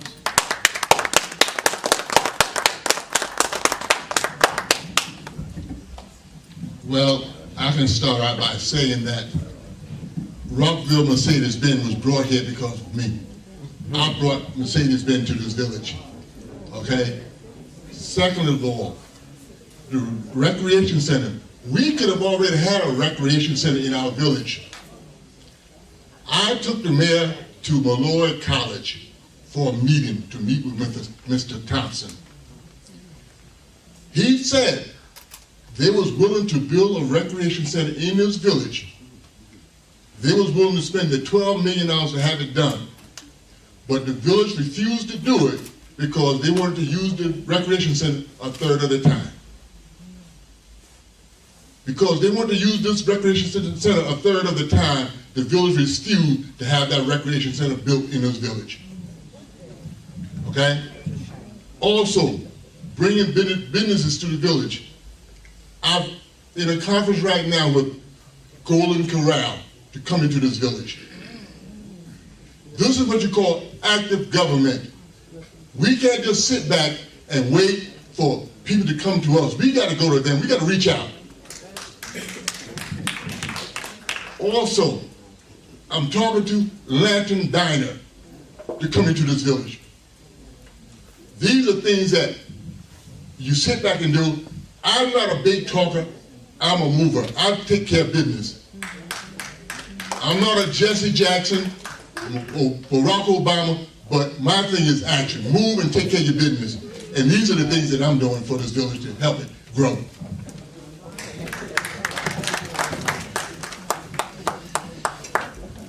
I think economic development starts at home. What about the small businesses that are here in this village right now paying the freight? What are they getting out of the deal? Why aren't they included on the ground floor of economic development? When you negotiate your community benefits agreement, and I'd like to know how many community benefits agreements were read by those who were responsible for putting it together beforehand. Because you don't have to reinvent the wheel. Somebody may have already done it.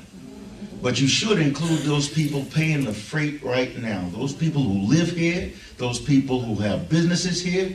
And when somebody says there's no restaurants in town, I look across the street, Polos Marios looks pretty good to me. Okay? But you got to have a dialogue. You have to communicate. You have to be able to do, just as Mr. Conyers said, I love hearing that because you have to go out and be proactive. If you want to bring an Applebee's here, fine, but think about what it's going to do to the Polos Marios and the Mintoritos and the people who are paying the freight right now. It's time that our community development money take care of some of those paying the freight. I'd like to see Jean's Barbershop facade look really nice on Westbury Boulevard. We should be taking care of some of those things, but make the people who live here feel good, and others will come. The key point is reinvest in those who are catching hell right now. Help those businesses here. I don't know how you develop 25% of the village of Hempstead and not have a dialogue with those people who are the small businesses and the backbone of paying your real property taxes today. They should be included in the ground floor of what comes here. Make them feel good, because you give them a slight break on something new, I'll bet you they'll take it that much higher. Invest in our community. And yes, I believe economic development is a long-range plan.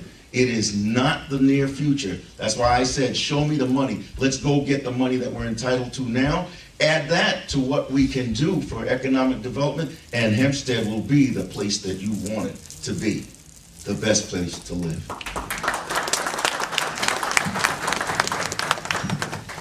This question is to all of the candidates except for Mayor Hall.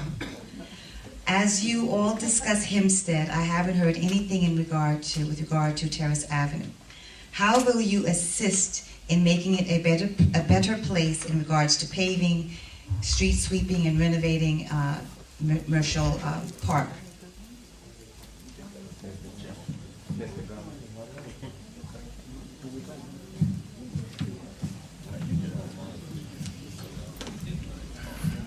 Yes, Terrace Avenue really, first of all, it needs to be repaved, number one. It definitely needs to be repaved. And that park behind Terrace Avenue needs to be fixed up as well. That should be a part of the benefits package where the developer come in here. That should be a part of the package, fixing up that park in the back. And then that vacant piece of land in the back there, I believe it belongs to Nassau County. That something should be done with that because it needs to be cleaned up. It's used as a dumping ground back there. That's what it's used as. Oftentimes you see people going back there, sleeping back there. Terrace Avenue needs to be changed. And I'll be quite honest with you, what needs to be done, what really needs to be done, the name itself, Terrace Avenue, needs to be changed because all across this country, I'll be quite honest with you, people know about Terrace Avenue, but I gotta tell you right now, you really gotta, you gotta make, you really gotta clean that place up. You gotta make the landlords responsible. You gotta make these landlords, some of them, all they do is just come in the front door, side door, collect a check, and that's all they wanna do. Let me say that you really gotta, in fact, I was there one day with Swazi and Carolyn McCarthy, and we visited that building. Matter of fact, it was 45 Jackson, because Carol and I was in Washington one day, and she'd asked me, she said, Jim, take me there. When I took her there, and she came out of there crying because it's absolutely a mess. Swazi took us back to his office. He summons all those people back to his office, and he said, you will clean that mess up. If you don't clean that mess up, we're going to go to the health department and cut off your Section 8 check. That's exactly what we're going to do. So we really got to clean the building up, the 45 Jackson particularly. I've gone in there. It's a real mess. If you go up the stairwells, you know exactly what I'm talking about. You find the urination, the defecation, all in that stairway. That's not a way that people live. It's just not. That's not true. That's not true at all. That's really not true. Excuse me, Miss, we're not allowing, just listening and hearing. Well, he's not stating facts. If you're gonna talk about Terrace Avenue, you've gotta state facts. When what you said, everything that you said was just not true. I understand your concerns, but at this time, you can write it down if it's not true, and then we can ask the question, but we're not allowing any, please. Okay, no commentary from the crowd, thank you. People on Terrace Avenue actually need economic opportunity and jobs. When you are proud of where you live, when there's an influx of money into your neighborhood, you're able to be proud of where you live, and maybe there won't be the urination and all of those things that go along with a blighted neighborhood. Michelle Park should be redone by the CDA. CDA money is there to do parks and recreation and to establish better public facilities. I believe that there is a parking situation on Terrace Avenue. There's a parking facility underground. They haven't been able to use that for years, and they have to come out every hour on the hour to put money in that meter. I think that needs to be rectified. So once there's an influx of money into that area, I believe it would be a better place to live.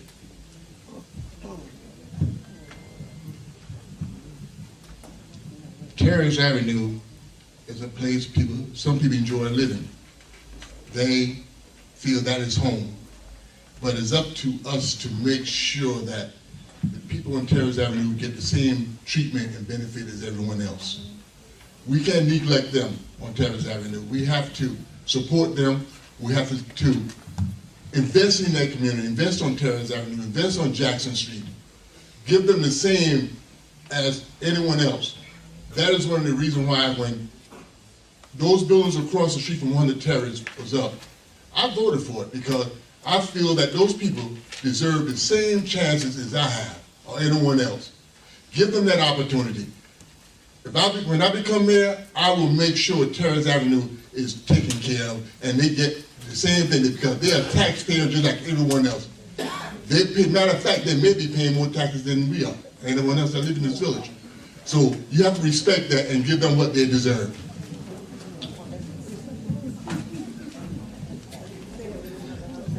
As part of my 7-point plan, I talk about walk and ride patrols, but realistic walk and ride patrols. And I believe there's a grant on Terrace Avenue that says police officers are supposed to get out of their car and walk through those buildings. I would like to see us able to do that. But I challenge anybody to get I'm in the fire department 20 years, and I have a police scanner on my night table and a fire department pager on my night table. I challenge anyone in this room to get a police scanner and hear what goes on. We only have 7 posts. We probably need 11. I mentioned how to deal with that. I've written legislation to get special classification for Hempstead Village. The money should be earmarked to help patrol Terrace Avenue. We also need residential permit parking. It's long overdue. We may need alternate side of the street parking. If you go up Terrace Avenue now, you see one side of the street people can't park on. That's wrong, okay? Nobody else would want that on their street. So in point of fact, there are some things that need to be done. I would like to see Terrace Avenue be a success story, so that others would come here and say, how did you do it? And you gotta work with the residents. You gotta talk to the people who live it every day. In the fire department, we hear calls coming, bing, bing, bing. Almost every night there's somebody who's either smoking weed in the hallway or doing something they shouldn't be doing. If the police officer got out of the car and had the ability with the support that the backup support they need, be able to walk through that building and come through, I'm gonna tell you something, that'll cut down a lot of those fire calls and then cuts down the hazard to the residents in that building. You gotta think outside the box to try to make things better. No one should have a stigma because they live on Terrace Avenue, because we're all in this together. You don't catch hell because you live any place other than Hempstead, because we're all perceived as living on Terrace Avenue. We've got to help the people on Terrace so that we all get better. That's my strategy. Let's think outside the box and help the people.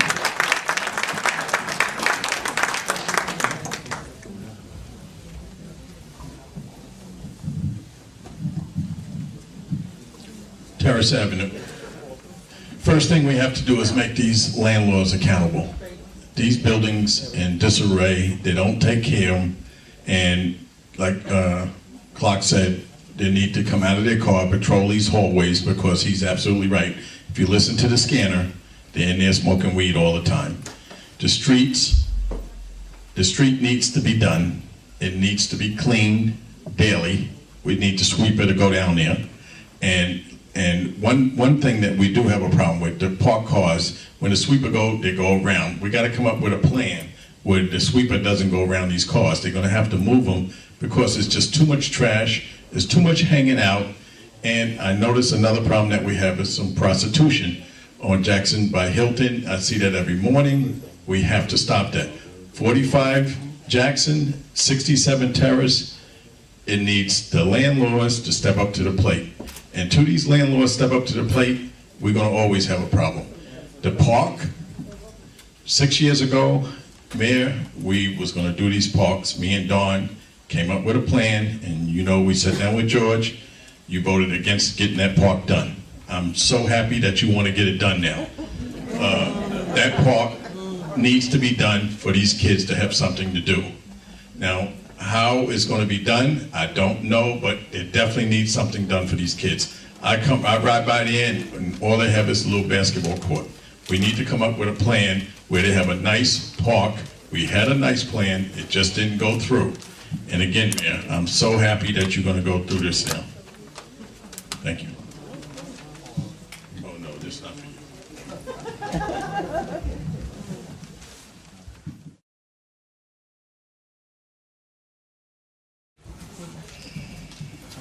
I want to thank the Hempstead Chamber of Commerce for sponsoring this mayoral candidate tonight.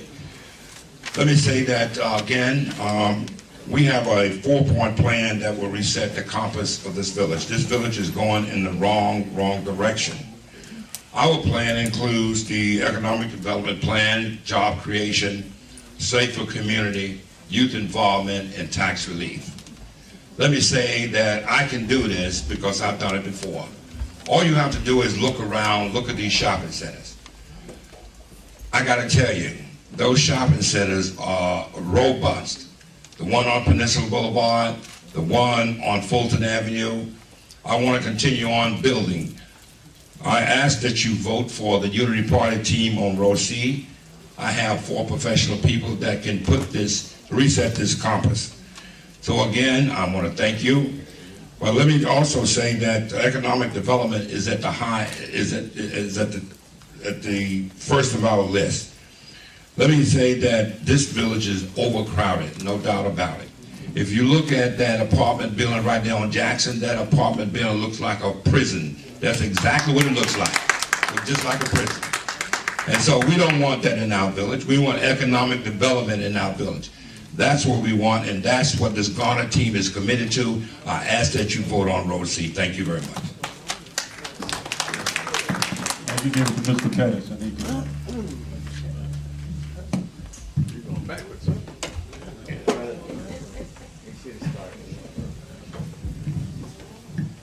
I'm gonna start with, just in case I forget, vote Row G. My team, we have a plan to stabilize these taxes, plan to work with the schools. The streets are they're terrible. We had 16 years, 8 years, and you still can't get down Main Street. Crime is just out of control in the village. We have to do something with crime. We have to make everybody in this village accountable. It's so important to make this team that we have to go out and turn this village into 4 quads, to make everyone accountable, to make sure the taxpayers in this village get what they deserve. And we definitely have to make our trustees 4 different quads of this village, where we can come back and sit down and see what the taxpayers need and what they want, because that's where we go first. For you, not the board, not the trustees, not the mayor. It's about you. And that's my plan, to make this village about you. And you will see a difference if you come out and vote Row G. The Pettus team will make a difference. I will promise you that. Thank you. You give it to the mayor.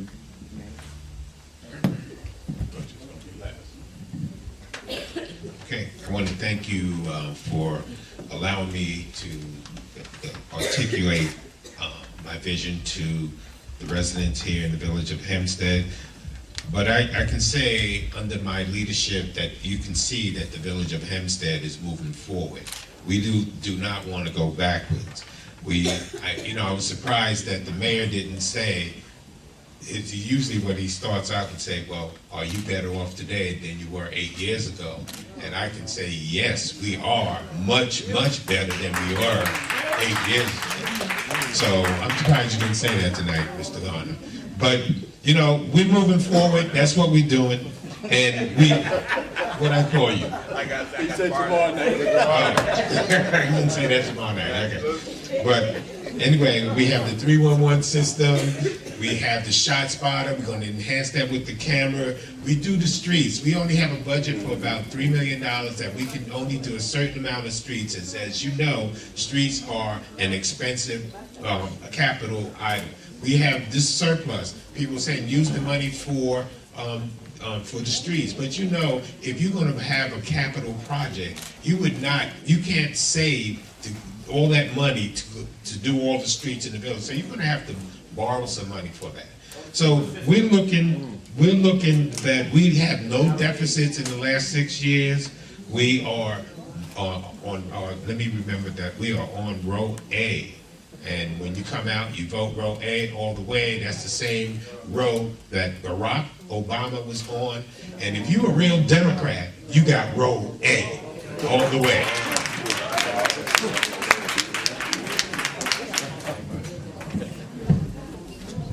We are in the fight of our lives in the village of Hempstead. We are in the fight for our lives in the village of Hempstead.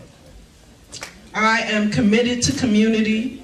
I am dedicated to progress. I am unbought, unbossed, and immovable in my convictions.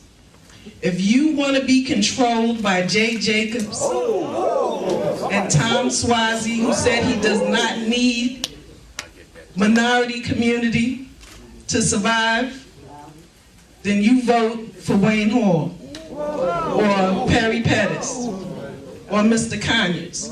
They have bowed down and kowtowed to the desires of Jay Jacobs for 8 years. If you want to be controlled by the Mitt Romney party, the Ed Mangano party, you vote for Mr. Clark or Mr. Garner.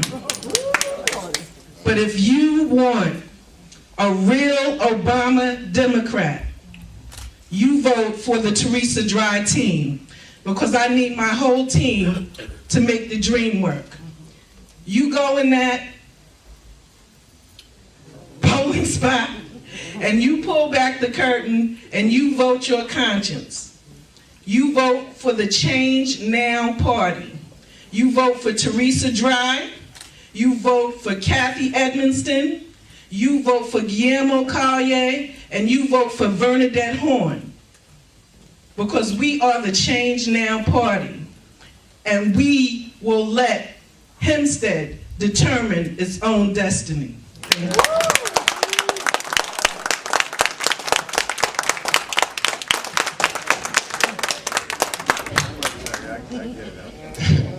Well, I want to thank the Chamber of Commerce for hosting this forum tonight. My thing is this, again, professionalism, accountability, and active government. You know, some people, you don't understand, with Mercedes-Benz coming to Hempstead, we had, the corporation itself came all the way from Germany, fighting the owner not to put it in Hempstead, saying, we don't want you to put this in Hempstead. Livio Rosario and I stood out there for days at a time, making sure things are done so that they can approve that site. After 4 attempts, they finally approved the site to put Mercedes-Benz there.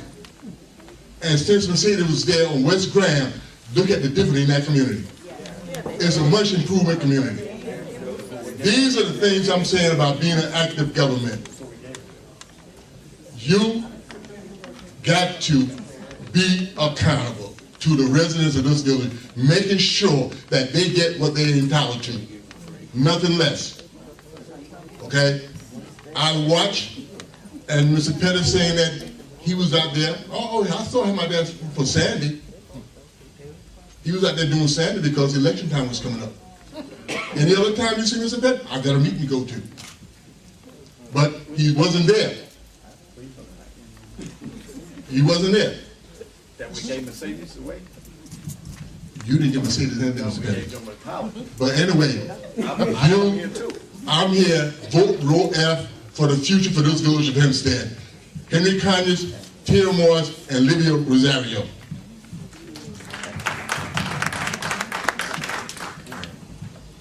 Once again, let me say good evening, and indeed, I want to thank the Chamber of Commerce, Al Ford, for hosting this forum.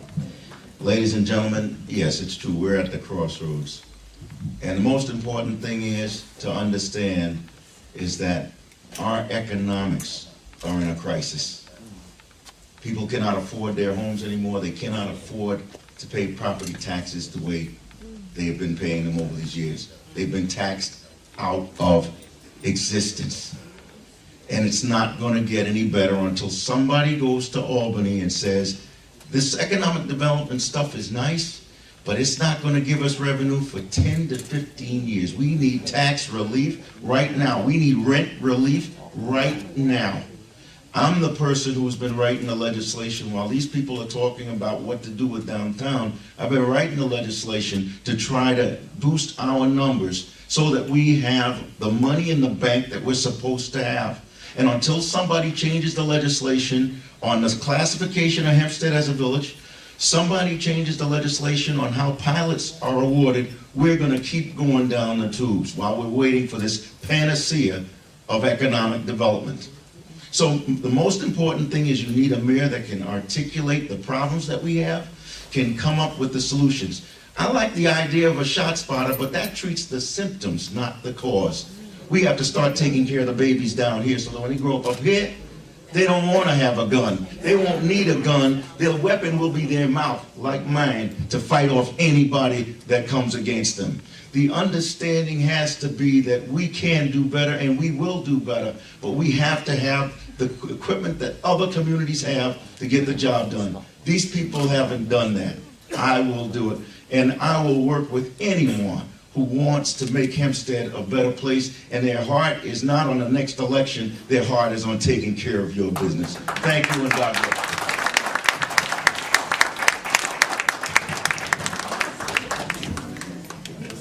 I want to thank all of the candidates for giving us this evening to get some of your questions answered. There will be another part 2 of this tomorrow night at Kennedy Park with the NAACP and League of Women Voters and the Hempstead Coordinating Councils. And I just want everybody to know before you leave that at the Chamber of Commerce, you do not have to be a business to be a part of the Chamber of Commerce. United we stand, divided we fall, okay? So join the Hempstead Chamber of Commerce. Thank you very much. Have a nice evening.